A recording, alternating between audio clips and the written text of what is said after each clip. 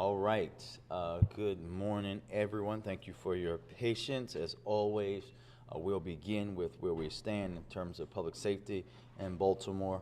As of this morning, homicides are down 29%, non-fatal shootings are down 39%, carjackings are down 10%, auto thefts are down 26%, violent crime down 8% overall, and total property crime is down 11% in the city of Baltimore. We are continuing to maintain and sustain that meaningful progress, and that has to be acknowledged. But we cannot talk about these statistics this week without acknowledging the absolutely tragic individual incidents that occurred over our city over the last week. And just the last week, we've seen a precious 12-year-old girl's life stolen from her by a despicable monster inside of a home. We also saw an equally precious 14-year-old lose his life at the MTA subway stop at Mondawmin. And then we saw a coward shoot 3 people, one fatally, after a simple altercation. And we're going to go deeper into that this morning, and I'm going to turn it over to Commissioner Worley before coming back. Mr. Commissioner? Thank you, Mr. Mayor. Yes, first of all, I want to thank the community, because without the help of the community, we wouldn't have been able to close some of these cases and make get the warrants. There were some pretty heinous cases, and also the work of the men and women of the Baltimore Police Department, who worked nonstop to try to find these individuals and get them charged. So, over the weekend, like the mayor said, there were several incidents. A young 12-year-old young lady was murdered inside of her house by 28-year-old Omar Passmore. The community assisted right away, helped us get information out. Baltimore County Police, we want to thank them as well, because they took him into custody, and we know that he had a weapon on him when we took him into custody. So detectives have worked closely. Mr. Passmore has a history of aggravated assault and common assault in Baltimore City and Baltimore County. Also, 37-year-old Dominic Presley is wanted in the triple shooting that occurred on July 20th at 2400 block of Loyola Northway, where he went in, interrupted a gathering, and opened fire on a group, killing Mr. Alan Grant. We believe that he is actually, well, we know he's out. We're looking for him. So if you have any information on him, we need that as well. And then we have another tragic event where a 14-year-old young man, Jasper Davis, lost his life fighting with a 15-year-old suspect. That information is also out. Our Warrant Apprehension Task Force is looking for both of those suspects. If you have any information, please call 866-7-LOCK-UP. But again, I want to commend the work of the men and women of the BPD and all of our partners, Baltimore County, our federal partners who help us. But most importantly, thank the community, because without your help, we would not have been able to close these cases and get the warrants. Now, help us get them into custody and hold them accountable for their heinous acts. Thank you. Thank you, Mr. Commissioner. And I also want to thank the community for their assistance, folks who have reached out even directly to me in reference to these cases. And this is what we should be doing continuously, but also not waiting until something bad happens when we know folks are participating in things that will put others at risk. We know that folks are not operating to a code and standard of what we should have in our community.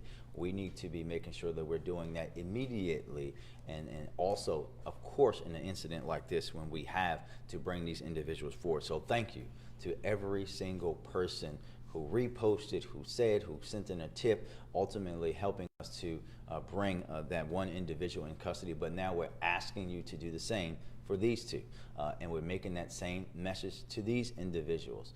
We want you to come in safely. We want you to walk into a district and turn yourself in, because that is the best outcome for all of us. But we also want the community to stand up and let us know, even if the suspect is your son, is your brother, is your father, let us know so that we can bring some sort of closure to those families. No one No one in the city should suffer at the hands of violence, but in particularly young people and children, particularly women and folks who are just going on about their day. We know, and all of you know, how heavily the loss of life in Baltimore weighs on me, but in particular with those of young people. We're going to continue to do the work each and every day, because while folks may think it's an aspirational goal, the goal is for us to not have any family go through what these families are going through right now. And I'm deeply grateful for the work of the women and men of BPD, again, for bringing these folks to justice. He who we have in custody shall be and should be punished to the fullest extent of the law, and the same goes for the other individuals that we're looking for.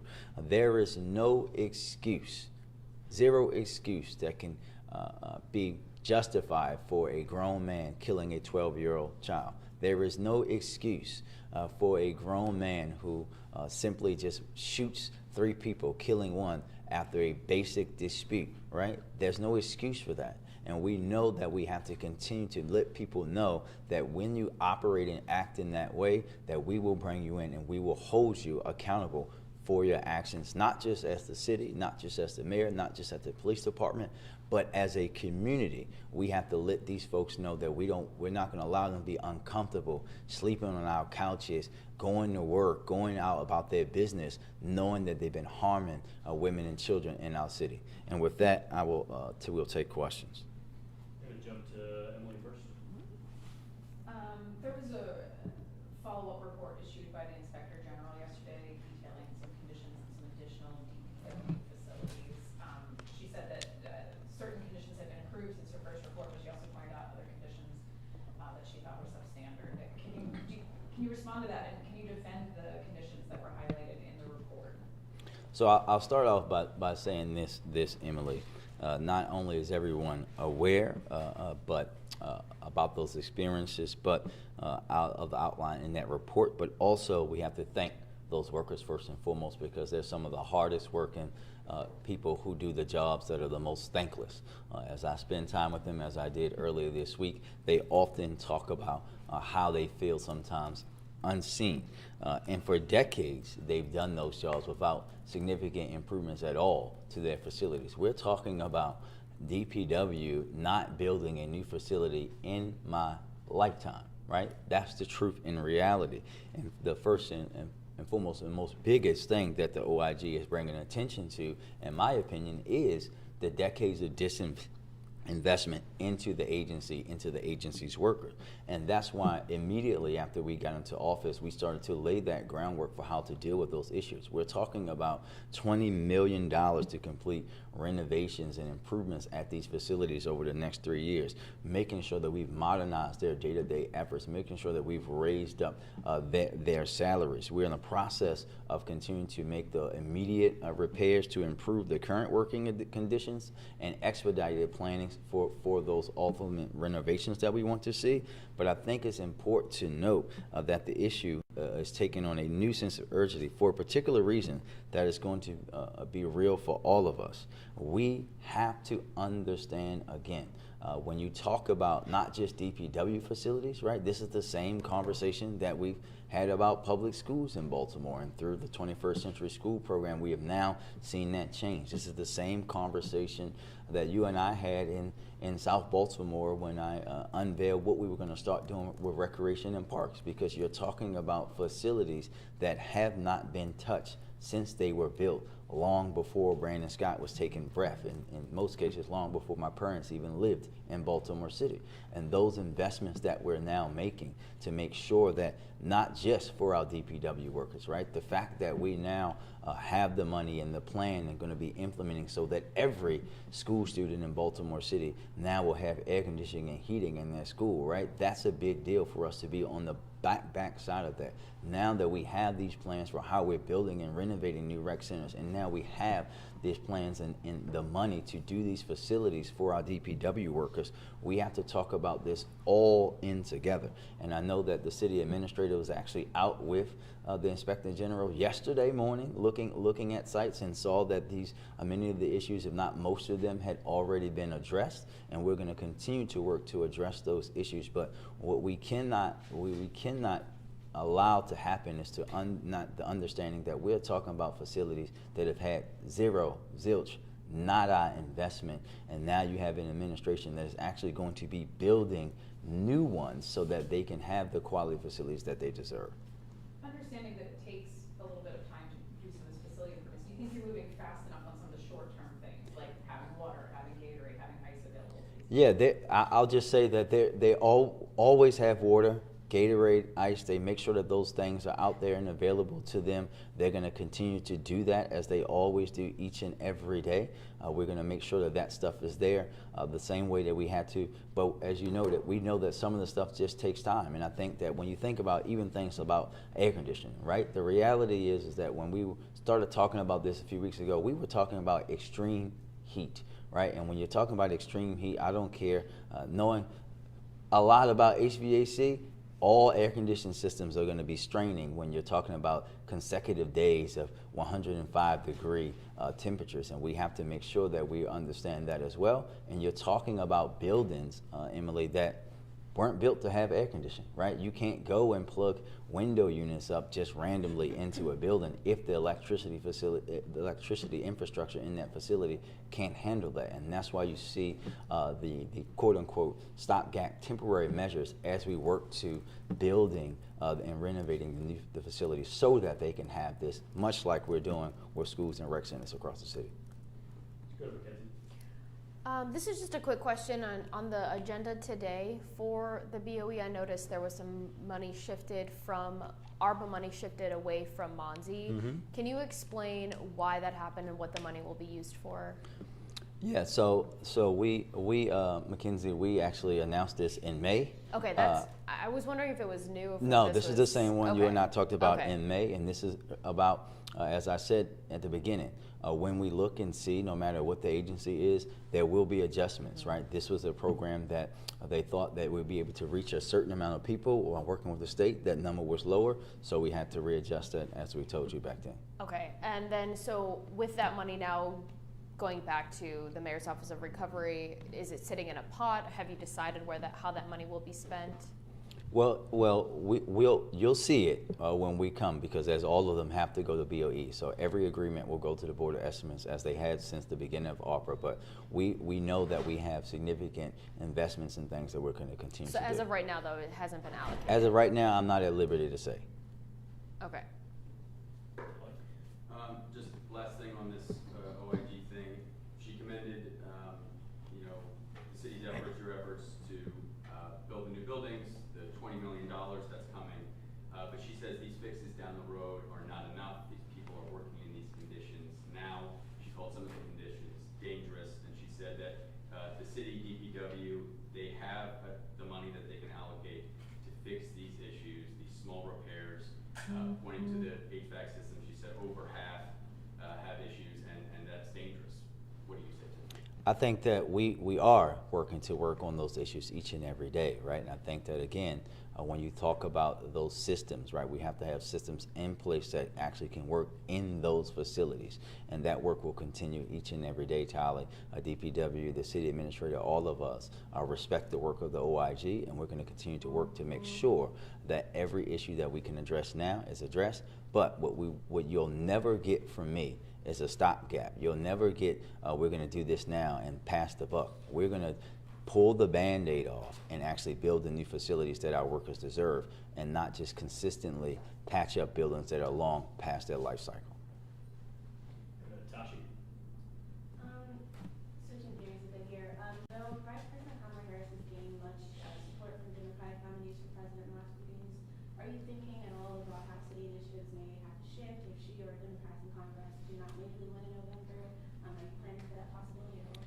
We always have to be ready, Tashi. We know that the former president does not have a particularly good view of Baltimore, but also that the former president, being someone who is unfit for office, him and his vice presidential candidate, don't understand and want to just eliminate the progress, the historic progress that's being made in this country over the leadership of the vice president and the president. And we have to be ready. When you talk about everything from the investments into dealing with gun violence in our cities, right, we should expect that there wouldn't be a White House Office of Gun Violence Prevention if the vice president doesn't win. But let me be very clear, she is going to win. We're going to make sure that evil does not reign over the land. We're going to make sure that we continue the momentum, right? When you look at the numbers, as I say time and time again, there is no comparison, comparing those two to the vice president, comparing those two individuals who have the nomination for the Republican Party to Vice President Harris is like comparing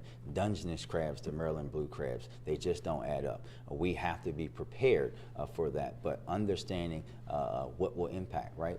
The impact on our environment. We're talking about people who want to do away with the Department of Education, who want to do away with the EPA, who want to do away with every semblance of women's rights that exists.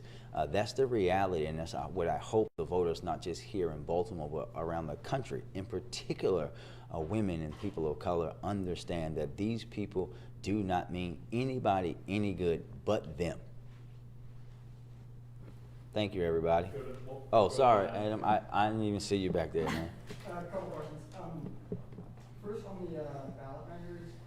So you previously tied Renew Baltimore in with the David Smith backed measure cut the size of the city council. Renew was pushed back on that a lot in conversations with us and said they're not connected at all. We reported yesterday that Renew has hired some of the same attorneys that David Smith has used to push some of his political fights in the city, the firm Thomas Leibowitz. I'm wondering, is this something City Hall is aware of, and does it raise any questions for you about the motivations or who's financing? Well, I think that you hit the nail on the head with your wonderful reporting, right? Like, we all know, anybody that knows that these folks are all connected, and what they're trying to do is what I've been telling you for a long time here in the city of Baltimore. They're trying to control the city of Baltimore when they can't buy elections through buying the ballot. And that's what we're going to push back against, and that's what is happening here. You're talking about a group of people who do not live in the city, trying to tell people in the city how they should be run. And when they don't get their way and they lose, not just in the mayor election, but up and down the ballot, they try to buy the ballot itself. Two questions about the canceled opioid overdose hearing 2 weeks ago.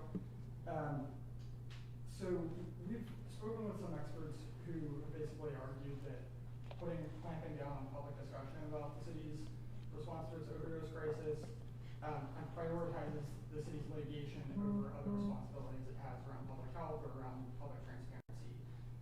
Wondering if you have a response to that. My response is again what has always been. My responsibility is to do what's best for the citizens of Baltimore, not with some expert who doesn't live here, who's never had the lived experience that I have of living in a neighborhood and seeing people die of overdose, and what we need to do to hold everyone accountable. We're going to do our work, but we're also not going to put at risk what the city of Baltimore believes is in the best interest of the residents of Baltimore, which is ultimately my job. One follow-up on that. So when the Banner's original reporting came out about that in May, the city administrator addressed it at a city council hearing and said that it was no coincidence that that reporting was coming out at the same time that the city's in this high-profile litigation with big pharma companies. I'm wondering if that's the official position of the administration on that reporting, and can you elaborate on what you mean by that? I'll just say this. I won't comment any further, but I think the residents of Baltimore know when there's smoke, there's fire. WMAR, WDZ, in the back. You got anything? Mayor Scott, I just had one more about the OIG, Yeah, you good. DPW. Will anyone within DPW face repercussions for what the IG deemed perpetuating an abusive workplace? Yeah, I think that, Mackenzie, what I'll say to you on that, as you know, we have to go through HR policies and practices, and I can't say that out loud, but as I always say to you, if we find out, I don't care what agency they're in, if we find out that someone was perpetuating that kind of stuff, there will be consequences, as there always are, but they have to go through the city's discipline process. And then when you said you aren't at liberty to disclose how the ARPA money is being spent, Yeah, because what do you mean? I mean that it has to go through the public process of BOE. That's what I mean. Thank you. Back to you know, obviously you were an early supporter here this weekend, coming out in favor of Vice President Harris and her candidacy. You have talked a little bit about today and previously about the importance of Black women voters standing behind her. What kind of organizing efforts, you know, are you seeing here in Baltimore? Are you seeing any of that momentum growing at this point? Well, listen, I've gotten so many texts and phone calls from women in Baltimore, and particularly Black women. I know that they're going to be out in full force. I just got a text message from Black Girls Vote asking me to post about an event that they're hosting tonight, later tonight on Zoom. We know that the organization is going to be there, and I think that we heard yesterday, I'll reiterate, if the former president doesn't know what a black job is, he's about to find out. Because the Divine Nine is going to be in full force. Black women are going to be out in full force. And what I happened to participate in a call the following night with Black men from all around the country, right? Because we know what's at stake here, and we're going to make sure that everyone knows what's at stake and put pressure on people, right? My job is going to be putting pressure on Black men and sending a message to them that we cannot allow a Black woman to be degraded and disrespected in the way that they already are, which tells you, Emily, how scared they are. Immediately after we knew that the vice president was going to be the nominee, you could see the racist, sexist attacks coming. And it's a responsibility of all of us, but in particular men and Black men, to stand up and push back on that, but also use that as another way to highlight why these folks are not fit to lead, because that's how they think and that's how they will govern. They will govern in a way that does not allow anybody that does not look like them and think like them to succeed in this country.